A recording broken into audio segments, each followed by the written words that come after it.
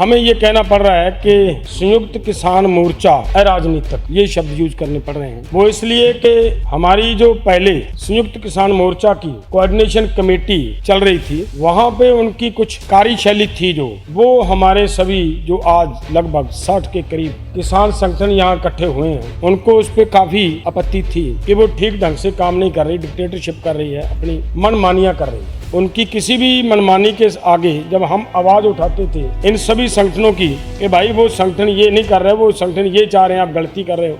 संयुक्त किसान मोर्चा पहले दिन से एक शर्त लेकर चला था कि ये गैर राजनीतिक रहेगा, राजनीति में नहीं जाएगा, कोई आदमी इलेक्शन नहीं लड़ेगा, कोई किसी की इलेक्शन कैंपेन में पार्टिसिपेट नहीं करेगा। जब सबने मिलकर आंदोलन करना शुरू किया तो इस आंदोलन के चलते एक बहुत बड़ी घटना घटी इस मोर्चे में। वो ये हुआ कि कुछ नेताओं ने एक पत्र सरकार को लिख दिया, और वो भी इसलिए सभी का नाराजगी थी उसके ऊपर, क्योंकि हमारा संयुक्त किसान मोर्चा का एक क्लियर कट फैसला था कि कोई भी अगर सरकार से बात होती है, कोई भी वहाँ पे कुछ करना है, कोई लिखना है, कोई सरकार को पत्र भेजना, कुछ भी करना है, तो पूरे के पूरे मोर्चे के अंदर उसको क्लियर रूप से पास करवाया जाए। क्लियर मोर्चा जो कहे वो किया जाए, भेजना है तो भेजे, ना कहे तो ना भेजे। पत्र लिखकर सरकार को भेज दिया जिसमें ये कह दिया कि एक कानून को रिपील कर दो, एक के ऊपर कमेटी बना दो और एक को स्टेट के ऊपर उसे मॉडल एक्ट बनाकर स्टेट पे छोड़ दिया जाए। जबकि पूरे देश के लोग इस बात पे लड़ रहे थे कि हम 3 कानून रिपील किए बगैर वापस नहीं जाएंगे। हमें ये कहना पड़ रहा है कि संयुक्त किसान मोर्चा अराजनीतिक, ये शब्द यूज करने पड़ रहे हैं। वो इसलिए कि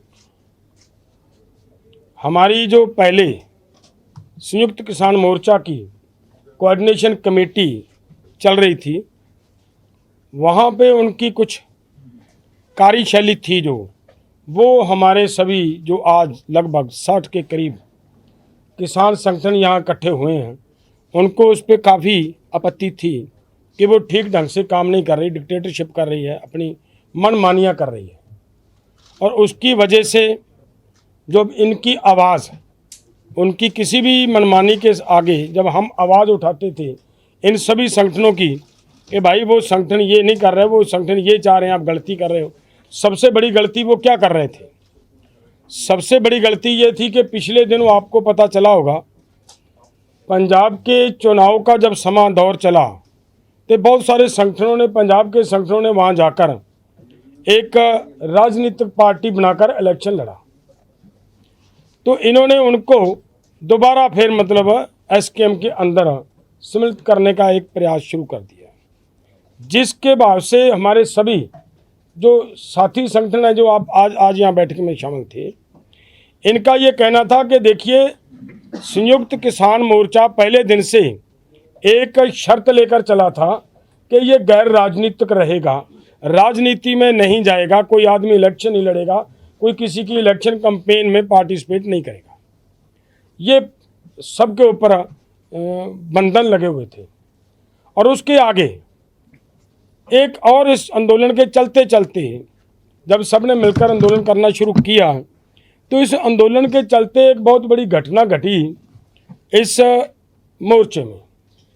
वो ये हुआ कि कुछ नेताओं ने एक पत्र सरकार को लिख दिया, और वो भी इसलिए सभी का नाराजगी थी उसके ऊपर, क्योंकि हमारा संयुक्त किसान मोर्चा का एक क्लियर कट फैसला था कि कोई भी अगर सरकार से बात होती है, कोई भी वहाँ पे कुछ करना है, कोई लिखना है, कोई सरकार को पत्र भेजना, कुछ भी करना है, तो पूरे के पूरे मोर्चे के अंदर उसको क्लियर रूप से पास करवाया जाए। क्लियर मोर्चा जो कहे वो किया जाए, भेजना है तो भेजें, ना कहे तो ना भेजें।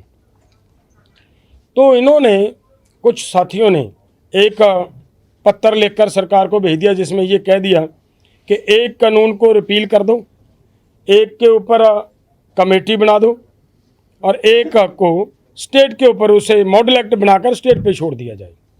जबकि पूरे देश के लोग इस बात पे लड़ रहे थे कि हम 3 कानून रिपील किए बगैर वापस नहीं जाएंगे।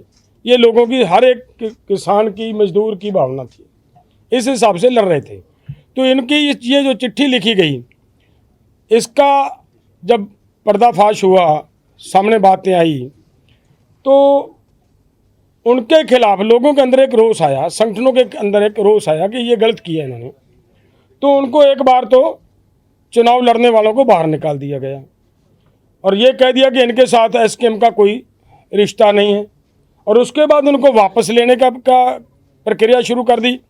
और सभी संगठन ये चाहते थे कि जिन लोगों ने पत्र लिखा है सरकार को, और वो भी किसी को भरोसे में लिए बगैर लिखा है, तो उनके खिलाफ कार्रवाई होनी चाहिए, हर हाल में होनी चाहिए, क्योंकि ये मोर्चे को बेचने जैसा काम है।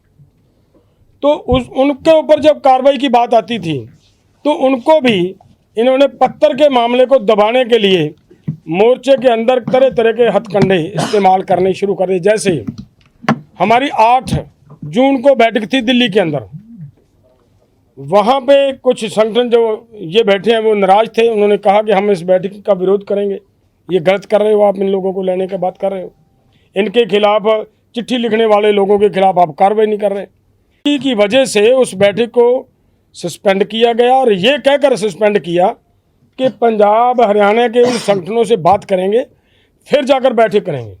तो आगे उसके चलते समय के तो इन्होंने एक बैठक रखने का काम किया, जो 20 जून को बैठक हुई करनाल में।